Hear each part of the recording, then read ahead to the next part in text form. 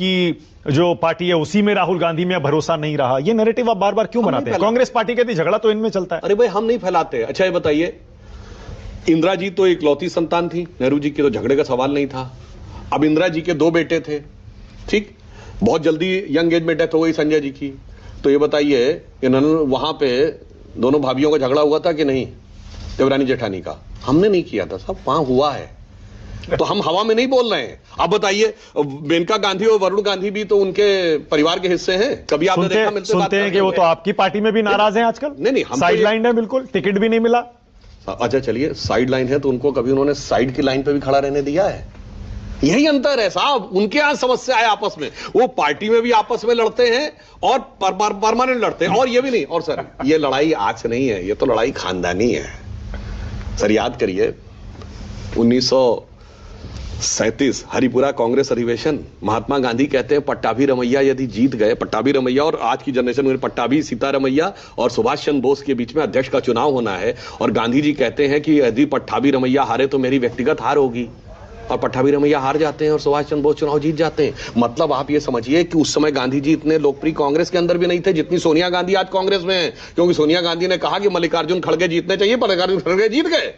ये नेहरू गांधी पर आप बार-बार, नेहरू इंदिरा गांधी पर क्यों बार-बार सुधांशु जी चले जाते हैं? उनका खानदान अभी तक चल रहा है ना, आप वो खानदान छोड़िए, उसके बाद बात करना छोड़ देंगे। इनका भी उधर पुराना पूर्वज वाला खानदान आप निकालवे नहीं जैसे जैसे पूर्वज वाला खानदान कौन?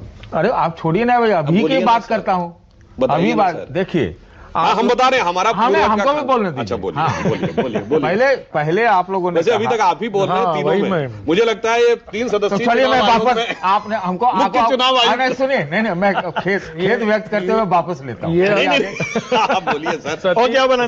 मुझे कोई आप बोलिए सर। मैं एक बात कहना चाहता हूँ, देखिए देखो, अगर ये बहुत सीरियस बात है कि अगर राजनीति में वाद विवाद विमर्श वगैरह होता है तो इसको होने दिया जाए, इसमें हमको लगता है भारतीय जनता पार्टी रोड़ा बनती है। नंबर 1, क्यों मैं बोलता हूं ऐसा? आपने पिछले साल तक जो जाति की गणना था उसको विभाजनकारी, अर्बन नक्सल, देश में क्योस फैलाने बटेंगे तो कटेंगे ना, वो तो छोड़ दीजिए। अरे बटेंगे तो कटेंगे नारा बनाया था, फिर अचानक आप गिनने लगे, तब आपको हम लोग क्या कहें? हाँ बिल्कुल, इसका भी जवाब देते हैं। देखिए साहब, पहली बात तो आपने कहा कि हम विभाजनकारी बात करते हैं। साहब राजनीति पे एक मर्यादा होती थी। प्रधानमंत्री को मां की गाली दी जाएगी और उसका भी डिफेंस नहीं, कोई डिफेंस नहीं किया। अरे डिफेंस किया गया नहीं, क्योंकि उनको लगता, अब सोचिए, मोदी तेरी कब्र खुदेगी। मैं विनम्रता से कहता हूं, क्या हमने इमरजेंसी में भी किसी की मौत की कामना की? हाँ, एक बात के लिए मैं कांग्रेस की तारीफ करता हूं, मोदी जी को गाली देने में भी ये अपनी वोट बैंक पॉलिटिक्स का पूरा ध्यान रखते हैं। इन्होंने ये नहीं कहा कि मोदी भस्म हो जाएंगे, मोदी कब्र खुदेगी ये कहा, जबकि हिंदू धर्म में कब्र नहीं खुदती है, भस्म। इन्होंने कहा मोदी का ताबूत, कहा ताबूत में आखिरी कील साबित हो। हमारे ताबूत नहीं बनता, हमारे अर्थी लगती है। क्या गजब का इनको है कि मोदी जी को गाली बकनी है मगर अपना वोट बैंक का पूरा ध्यान रखना है। अब यहां मैं पूछना चाहता हूं, इतना नीचे तक जाके मोदी तेरी बोटी बोटी काट डालेंगे। मोदी वर्ल्ड के साथ कहा गया है, और उस व्यक्ति को, वो सपा का सदस्य था इमरान मसूद, आज कांग्रेस का सांसद है। एक लिमिट तो होनी चाहिए कि हम यहां पर आकर भाषाई मर्यादा का या नीचे गिरने की मर्यादा का ध्यान रखेंगे। तो जो आपने कहा ना कि इस प्रकार के शब्दों का प्रयोग, तो मुझे लगता है मौत से सौदागर से जो शुरू हुआ था वो आज लोकतंत्र के सामने एक बहुत बड़ा यक्ष प्रश्न। वैसे आप लोग भी बहुत मर्यादित भाषा का उपयोग करते हैं। हमने डायरेक्ट स्पीच में कभी नहीं कहा, इनडायरेक्ट वाले ने अपने आप पकड़ लिया तो कोई का करे। जैसे मैंने संसद में बोला था, मैंने कहा कि जाकिर नायक शांति का मसीहा कहा था, एक सदस्य यहां बैठे हैं, और अमित शाह जी भी उस समय थे वक्फ बोर्ड वाले। दिग्विजय सिंह ने खड़े होकर कहा कि मैंने ऐसा कभी नहीं कहा था, तो मैंने उनसे कहा आपने उड़ता तीर क्यों पकड़ लिया? अमित शाह जी ने भी कहा, माननीय गृह मंत्री जी ने, कि भाई सुधांशु जी ने किसी का नाम नहीं लिया था, इन्होंने खड़े होकर। तो ये प्रॉब्लम है। आप जितने उदाहरण देंगे उसमें कोई भी डायरेक्ट स्पीच नहीं है कि नाम लेके कहा गया उसका, वो समझने वालों ने अपने ऊपर समझ के अंगीकार कर लिया। तो जरा बताइए, एक बार बार एक जो घटना है वो आपको बहुत हॉन्ट करती है, और मैं बहुत सोच समझ के हॉन्ट शब्द का इस्तेमाल कर रहा हूं। आपको लगता है जिन्ना की कब्र पर जाकर अडवाणी जी ने बहुत बड़ी भूल कर दी थी क्या? और उन्हें सेक्युलर भी बताया था वहां जाकर। वो बयान आज भी विपक्षी आपके बार बार आपकी तरफ फेंकते हैं, बोलते हैं बताइए जिन्ना के पीछे पड़े रहते हैं। देखिए माननीय और खुद अडवाणी जी गए थे वहां पर। माननीय अडवाणी जी हमारे सर्वोच्च नेता थे, परंतु उसके बाद का घटनाक्रम क्या हुआ था? इस्तीफा ले लिया गया उनका। उन्होंने त्यागपत्र दिया था ना, जबकि उनका कार्यकाल 1.5 वर्ष का बाकी था। तो बस इसके बाद तो विषय गलत किया था ना उन्होंने। मगर हाँ, मगर नहीं वो तो उन्होंने स्वयं निर्णय लिया ना, तो वो समझ में बात आई। बिल्कुल पार्टी की विचारधारा के लोग उस बात से सहमत नहीं थे और माननीय आडवाणी जी ने उस भाव को समझते हुए, वो टेक्निकल क्या है उसकी बजाय उन्होंने उस भाव को समझते हुए किया। मगर मैं पूछना चाहता हूं जो लोग आज, मगर मैं यह पूछना चाहता हूं, बाबर की कब्र पे 3 पीढ़ियां, 1959 में नेहरू जी, 1968 में इंदिरा गांधी, 2005 में राहुल गांधी। और नटवर सिंह ने अपनी किताब one life is not enough में लिखा है कि 1968 में बाबर की कब्र पे जाते समय वो इंदिरा गांधी से कुछ कदम की दूरी पर खड़े थे और इंदिरा गांधी ने कहा कि आज मुझे ऐसा लग रहा है कि सदियां सिमट कर इस पल में आ गई हैं, ये कितना महान पल है, और राम मंदिर में बुलाने पे नहीं गए। सुधांशु जी, मतलब इसका ये हुआ ना जिन्ना सेक्युलर नहीं थे, आप यही कह रहे हैं ना? आपको लगता है जिन्ना सेक्युलर थे? मैं आपसे पूछ रहा हूं, चक्रव्यूह में आप हैं, मैं नहीं हूं। नहीं, मैं इसीलिए कह रहा हूं जिन्ना को सेक्युलर नहीं, जिन्ना को राष्ट्रवादी मानने वाले लोग हैं। याद है यूपी के चुनाव से पहले अखिलेश जी ने बोला था कि महात्मा गांधी, जवाहरलाल नेहरू, सरदार पटेल, जिन्ना सब साथ में पढ़ के आए थे और देश की आजादी का आंदोलन। आप तो नहीं मानते ना देश की आजादी का, जिन्ना को सेक्युलर नहीं मानते ना सुधांशु? देश की आजादी का आंदोलन लड़ा था। हाँ, मगर एक बताना चाहता हूं, जहां पे उन्होंने कहा एक मामले में जो आपने जिन्ना के बारे में कहा, एक एंगल से, अभी क्या होगा इसकी लोग क्लिप बनाने लगेंगे, इसलिए मैं एक एक सेंटेंस में कोट करके ठीक है ना सर, रील तो आप ही की बनती है सबसे ज्यादा। नहीं, वो क्या होगा कि वो आजकल वो क्लिप कटुआ गैंग बहुत चला हुआ है, वो काट काट के दिखाएगा, तो इसलिए मैं कह रहा हूं जिन्ना खाने में सेकुलर था, बीफ भी खाता था, दारू भी पीता था, पीने में भी, लैंग्वेज में अरबी फारसी आती नहीं थी, अंग्रेजी आती थी, ज्यादातर सूट कोट और टाई पहनता था, मगर मुसलमानों का नेता था। गजब है ना? अच्छा, आपने बीफ का जिक्र कर दिया सुधांशु जी। सुनिए, अब आपने बीफ का जिक्र कर दिया। बीफ नहीं, पोर्क खाता था। हाँ, अब सुनिए, हमारे यहाँ भी नेता थे, वो क्या थे? वो बीफ भी खाते थे।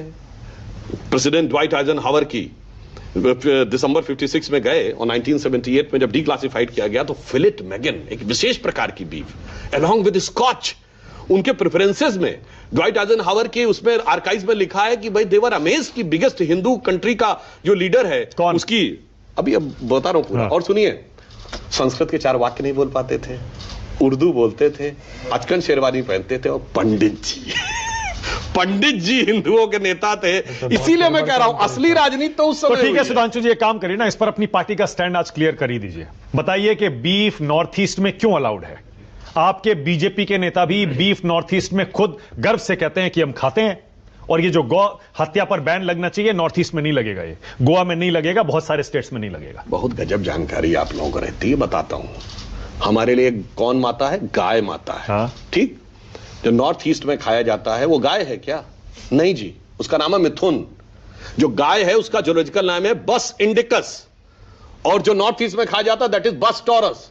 तो हम होमोसोपियंस है ना, औरंगुटान नहीं है, होमो इरेक्टस है ना। हाँ। इसीलिए मैं कहना चाहता हूं गाय माता है, मतलब एक खास प्रजाति की गाय को खाना वहां पर अलाउड है। अब जैसे गाय माता है, जर्सी गाय माता नहीं है ना, भारतीय गाय माता है। तो इसलिए मैं कहना, अच्छा, एक ब्रीड की अलाउड है? नहीं, एक समस्या क्या हो गई है कि जितनी भी जानकारी आज लोगों को नहीं रह गई है कि गौ माता है कौन। इसीलिए कहा गया अकल बढ़िया भैंस, तो भैंस माता नहीं है, गाय माता है। मगर क्या बताएं, और जिन लोगों को आज भी वो कितना गहरा बैठा हुआ है मैकाले वाला। याद करिए तमिलनाडु के एक मंत्री ने बोला था जब हम राजस्थान, मध्य प्रदेश, छत्तीसगढ़ जीते थे कि बीजेपी सिर्फ गोमूत्र के राज्यों में जीत सकती है। और मैं आपके दर्शकों के लिए कहना चाहता हूं, जाके चेक कर लीजिए, गोमूत्र का anti fungal, anti bacterial treatment, medicinal treatment का यूएस में पेटेंट है, और उस पेटेंट का नंबर है 6410059। Again I am repeating 6410059 patent है।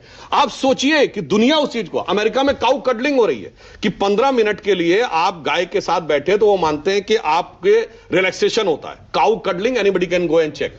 मगर क्या बताएं साहब, वो ऐसा दिमाग में भरा हुआ है कि इधर से गाय के खिलाफ बोलना है, फिर उधर से गाय के बचाव बोलना है। इसीलिए कहते हैं कि कुल मिलाकर एनी हाउ भारतीय संस्कृति, हिंदू संस्कृति को कितना लेट डाउन किया जा सकता है। अरे भैया, मोदी का विरोध करो, भाजपा का विरोध करो, भारत सरकार का विरोध करो, हिंदू धर्म का विरोध मत करो। ओके, मतलब एक ब्रीड की गाय को नहीं मारना है, बाकी ब्रीड की गायों को मारकर खाया जा सकता है। हम ये नहीं कह रहे हैं, हमारे यहां तो किसी को नहीं खाया जाना चाहिए। हम तो ये कहते हैं भाई, हिंदू धर्म में तो ये कहा जाता है, धीरे धीरे जो लोगों को समझ में आएगा। मगर मजे की बात क्या है, सुनिए, बाकी लोगों को मारना है, उसमें भी ऐसे हलाल करके मारना है, और उसका सर्टिफिकेट्स देने का संवैधानिक अधिकार सरकार ने दिया।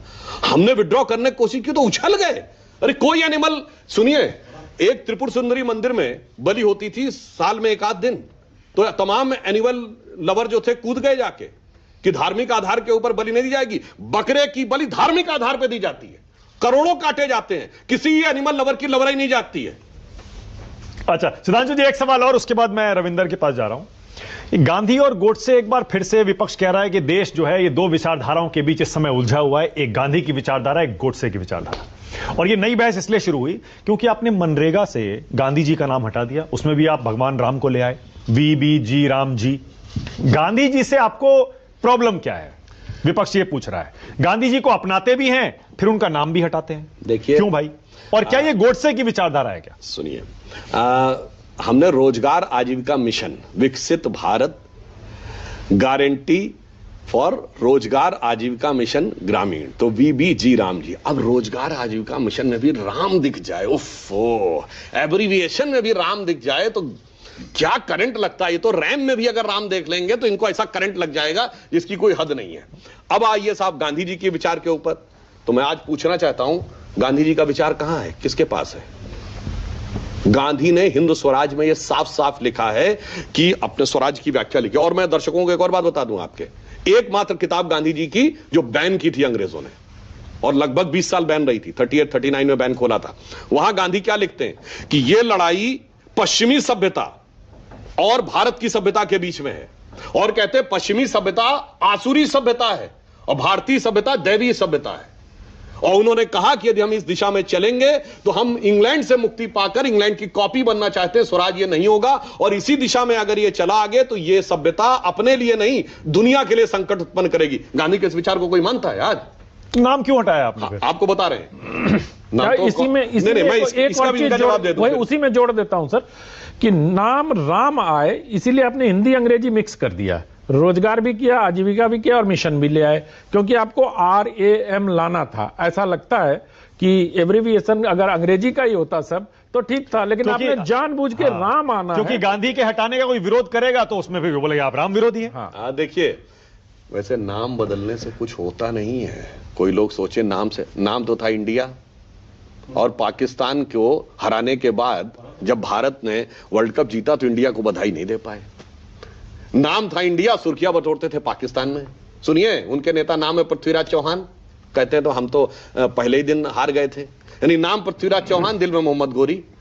तो भैया इससे नाम बदलने से नहीं होता। एक पुराना कविता है काका हाथरसी जी की, पता होगा ना, कि नाम बदलने से ना बदले तकदीर। उन्होंने कहा सदा युद्ध से भागते नाम भले रणवीर, और भाग्य चंद की आज तक सोई है तकदीर, नाम पे लड़कर नहीं हो पाएगा। और अच्छा बताइए, जवाहर जी का नाम क्यों? सुनिए, जवाहर रोजगार योजना का भी तो नाम बदला था। क्यों बदला था भाई? तो जवाहरलाल नेहरू जी का अपमान करना था क्या?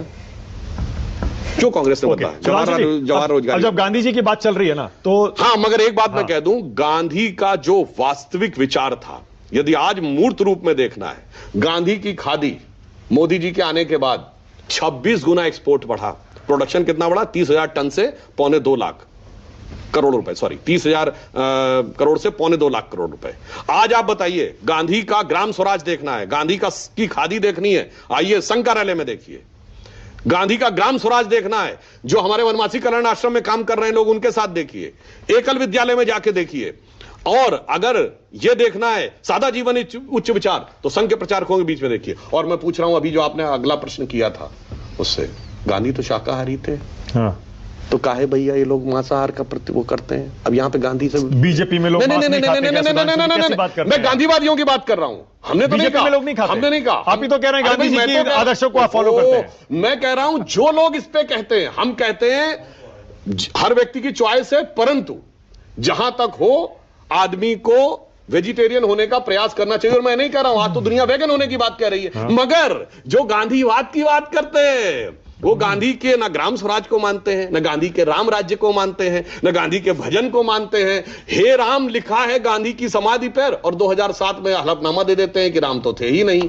इसीलिए कहते हैं कि नाम रखने से उस चीज से आप जुड़ नहीं सकते। और चिंता मत करिए, नेहरू और गांधी दो बड़े आइकन है ना, दोनों की इच्छा भाजपा ही पूरी करेगी। नेहरू जी ने इच्छा व्यक्त की थी कि अटल जी के लिए कि एक युवा एक दिन देश का प्रधानमंत्री बनेगा। भाजपा ने पूरी की, अटल जी प्रधानमंत्री बने। गांधी जी की इच्छा थी कि आजादी के बाद कांग्रेस को समाप्त कर देना चाहिए, नए सिरे से आगे बढ़ना चाहिए। भगवान ने चाहा तो मोदी जी वो इच्छा पूरी करेंगे। तो गांधी नेहरू का पूरा सम्मान हम करते हैं। सुधांशु जी, प्रधानमंत्री प्रेस कॉन्फ्रेंस क्यों नहीं करते?